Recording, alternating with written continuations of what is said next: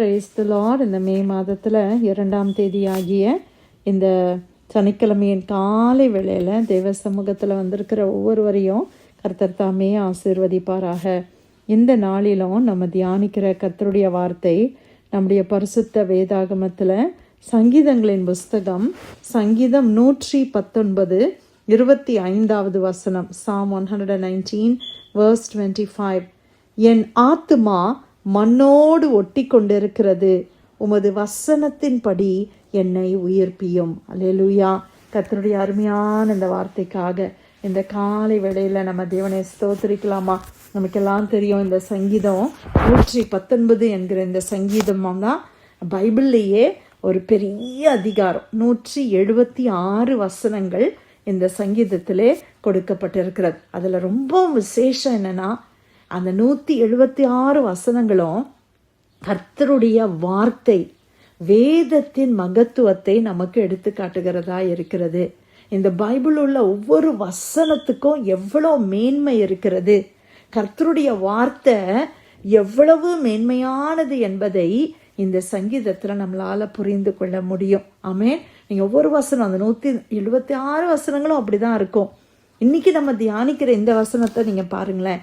என் ஆத்துமா மண்ணோடு ஒட்டி கொண்டு இருக்கிறது, உமது வசனத்தின்படி அதை உயிர்ப்பியும், என்னை உயிர்ப்பியும். எவ்வளோ அருமையாய் சங்கீதக்காரர் இதை சொல்லுகிறத நம்ம பார்க்கிறோம். என் ஆத்துமா எங்க இருக்குது? அது மண்ணோட அது ஒட்டி கொண்டு இருக்கிறது. அது எதை குறிக்கிறது என்று சொல்லி நம்ம பார்க்கும் பொழுது, இந்த வேத பகுதியில் நான் ஒரு பகுதியை நான் உங்களுக்கு வாசிக்கிறேன் பாருங்களேன். சங்கீதம் 44:25 அந்த வசனத்தை நம்ம வாசிக்கும் போது நம்ம புரிந்து கொள்கிறோம். ஏன்னா இதோடைய ரெஃபரன்ஸ் அதிலே இருக்கிறதை நாம் பார்க்கிறோம். சங்கீதம் 44 நம்ம பார்க்கிறோம், ஆத்துமா மண்ணோடு ஒட்டி கொண்டு இருக்கிறது அப்படின்னா என்ன அர்த்தம்? 44:25 நான் வாசிக்கிறேன். அந்த 25 வசனம் இப்படி சொல்லுது, எங்கள் ஆத்துமா புழுதி மட்டும் தாழ்ந்து இருக்கிறது, எங்கள் வயிறு தரையோடு ஒட்டி இருக்கிறது. புழுதி மட்டும் தாழ்ந்து இருக்கிறது. நான் இந்த கொஞ்சம் அந்த உங்களுக்கு முன்னால் உள்ள பகுதியை வாசிக்கிறேன். ஆண்டவரே விழித்து கொள்ளும், ஏன் நித்திரை பண்ணுகிறீர்? எழுந்தருளும், எங்களை என்றைக்கும் தள்ளிவிடாதிரும். ஏன் உம்முடைய முகத்தை மறைத்து எங்கள் சிறுமையையும் எங்கள் நெருக்கத்தையும் மறந்து விடுகிறீர்? எங்கள் ஆத்துமா புழுதி மட்டும் தாழ்ந்து இருக்கிறது, எங்கள் வயிறு தரையோடு ஒட்டி இருக்கிறது. எங்களுக்கு ஒத்தாசையாக எழுந்தருளும், உம்முடைய கிருபையின் நிமித்தம் எங்களை மீட்டுவிடும். அப்போ சிறுமைப்பட்டது நிமித்தமாக, நெருக்கத்தின் நிமித்தமாக ஆத்மா என்ன செய்திருக்கிறதா? மண்ணோடு ஒட்டி கொண்டு இருக்கிறதா. அப்படியாக சங்கீதக்காரர் எவ்வளோ அருமையாக சொல்கிறார்ல, my soul clings to the dust.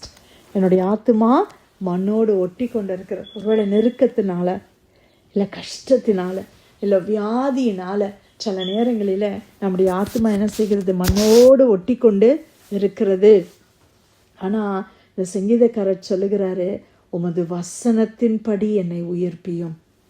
உம்முடைய வசனத்தின்படி என்னை உயிர்ப்பீங்க ஆண்டவரே, உடைய வார்த்தையின்படி என்னை உயிர்ப்பீங்கப்பா. ஆண்டோடைய வார்த்தைக்கு அவ்வளோ வல்லமை உண்டு. அல்லேலூயா. கர்த்தர் இந்த பூமியெல்லாம் எப்படி படைத்தாங்கன்னு ஆதியாகமத்தில் வாசிக்கும்போது, அவர் வார்த்தையினால் படைத்தார். அல்லேலூயா. கர்த்தர் பேசினார், பூமி உண்டாக கடவது என்று சொன்னார், பூமி உண்டாயிற்று. வானம் உண்டாக கடவுதுன்னு ஆண்டவர் வானத்தை உண்டு பண்ணாங்க. வெளிச்சம் உண்டாக கடவுதுன்னு சொன்னாங்க, அந்த இடத்துல வெளிச்சம் உண்டாயிற்று. வார்த்தையினால பூமியை உண்டாக்கின தேவன் ஆண்டவர் ஒரு வார்த்தை பேசினாரு, அமைதலாயிருன்னு சொன்னாரு, உடனே காற்று கடல் எல்லாம் அமைதியாயிடுச்சு. கர்த்தருடைய வார்த்தைக்கு இந்த பூமி அசைகிறது. மனுஷர்களாகிய நம்ம தான் ஆண்டருடைய வார்த்தைக்கு ஒபே பண்ணாமல் இருக்கிறோம். ஆனால் ஆண்டருடைய வார்த்தைக்கு பூமியில் எல்லா மனிதர்களை தவிர எல்லாம் கீழ்ப்படியுது. ஆமென். நம்ம யோசித்து பாருங்கள், யோனா புஸ்தகத்தில் நீங்கள் வாசித்து பார்த்தீங்கன்னா, அந்த மீன் மனுஷனுடைய ஆண்டவருடைய வார்த்தைக்கு கீழ்ப்படிந்தது, காற்று கீழ்ப்படிந்தது, பூச்சி கீழ்ப்படிந்தது, அந்த மரம் அந்த செடி கீழ்ப்படிந்தது, எல்லா நேச்சர் எல்லாமே கீழ்ப்படிந்தது. கீழ்ப்படியாமல் போனது யாருன்னு? யோனா. யோனா மட்டும்தானே கீழ்ப்படியில, மற்ற எல்லாம் கீழ்ப்படிஞ்சது இல்லை. அப்போ கர்த்தருடைய வார்த்தைக்கு அவ்வளோ வல்லமை உண்டு. அதனால தான் சங்கீதக்காரர் சொல்கிறாரு, உம்முடைய வசனத்தின்படி, உம்முடைய வாயின் வார்த்தையின்படி என்னை உயர்ப்பீங்கப்பா. என் ஆத்மா மண்ணோடு இருக்கிறது.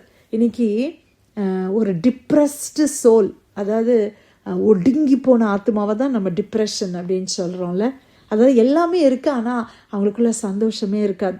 அதாவது எப்படின்னா, ஒரு டிப்ரெஷனை குறித்து நம்ம பார்க்கும்போது ஒரு செத்த பிரேதம் எப்படி இருக்குது இல்லை, ஒரு செத்து போன பிரேதம் எப்படி இருக்கும், அவங்களுக்கு ஒரு ஃபீலிங்ஸும் இருக்காது, இமோஷன்ஸ் இருக்காது, யார் என்ன பண்ணாலும் அவங்களுக்கு ஒன்றுமே அசைவே இருக்காது. அதுதான், அதாவது வெளிப்பிரகாரமாக அவங்க வாழ்கிறாங்க, அவங்களுக்கு பாடியில் லைஃப் இருக்குது, ஆனால் சோலில் லைஃப் இல்லை. அதுதான் டிப்ரெஸ்டு ஸ்டேட். அப்படியான ஒரு ஸ்டேட்ஸ், அதாவது எல்லாம் இருக்குது. சில நேரத்தில் ஒருத்தங்க டிப்ரெஷனில் கஷ்டப்படுறவங்கள பார்த்து அநேகர் சொல்கிறது உண்டு, அதாவது எல்லாம் இருக்குல்ல, ஏன் இப்படி இருக்கிற, உனக்கு என்ன குறைவு வச்சுருக்கிறேன், ஏன் இப்படி இருக்கிற. ஏன்னா அவங்க ஆத்மா என்ன செய்திருக்குது, அது டிப்ரெஸ்டாக, அது செத்து போயிருக்குது, அது மண்ணோடு ஒட்டி கொண்டு இருக்கிறது. அது யார் உயிர்ப்பிக்க முடியும்? கர்த்தருடைய வசனம் உயிர்ப்பிக்க முடியும். அப்போ யோசித்து பாருங்கள், எவ்வளோ வல்லமை இருக்குது. இன்னைக்கு மனுஷ வார்த்தையால் உங்களுடைய ஆத்மாவை உயிர்ப்பிக்க முடியாது. எதுனாலையும், பணத்தினால உயிர்ப்பிக்க முடியாது, எந்த காரியத்தினாலையும் உயிர்ப்பிக்க முடியாது. ஆனால் கர்த்தருடைய வசனம், கர்த்தருடைய வார்த்தை, கர்த்தருடைய ஆவியானவர் உயிர்ப்பிக்கிறவர். வசனம் நம்மளை என்ன செய்யும்? உயிர்ப்பிக்கும். மாம்சம் ஒன்றுக்கும் உதவாது, ஆவியோ உயிர்ப்பிக்கிறது. கர்த்தருடைய வார்த்தை உயிர்ப்பிக்கிற வல்லமை உடையது. அல்லேலூயா. அதனால தான் நம்ம கர்த்தருடைய வசனத்தை நம்ம என்ன செய்யணும்? வாசிக்கணும். கர்த்தருடைய வசனத்தை நம்ம கேட்கணும். அந்த வசனத்தில் வல்லமை இருக்குது, அந்த வசனத்தில் நமக்கு பலன் உண்டாகும். எப்படிப்பட்ட ஆத்மாவாக தொய்ந்து போய் இருந்தாலும், எப்படிப்பட்ட நெருக்கத்தின் மத்தியில் நம்ம இருந்தாலும், கர்த்தருடைய வார்த்தை நம்மளை உயிர்ப்பித்து விடும். அல்லேலூயா. அதைத்தான் இந்த இடத்துல தான் சங்கீதக்காரர் சொல்லுகிறார், என் ஆத்துமா மண்ணோடு ஒட்டி கொண்டு இருக்கிறது, உமது வசனத்தின்படி என்னை உயிர்ப்பியும். கர்த்தர் எனக்கு கொடுத்த வாக்குத்தத்த வசனத்தின்படி, ஆண்டவரே என்னை உயிர்ப்பீங்க ஆண்டவரே. அப்படியாய் கர்த்தர் உயிர்ப்பிப்பார். ஹல்லேலூயா. ஆண்டவர் கொடுத்த நல்ல வசனத்துக்காய் சங்கீதம் 119:25, என் ஆத்துமா மண்ணோடு ஒட்டி கொண்டு இருக்கிறது, உமது வசனத்தின்படி என்னை உயிர்ப்பியும். கர்த்தர் கொடுத்த நல்ல வார்த்தைக்காய் நன்றி செலுத்தி பிரேயர் லைனில் வந்திருக்கிற யாராவது நம்ம ஜெபிக்கலாமா?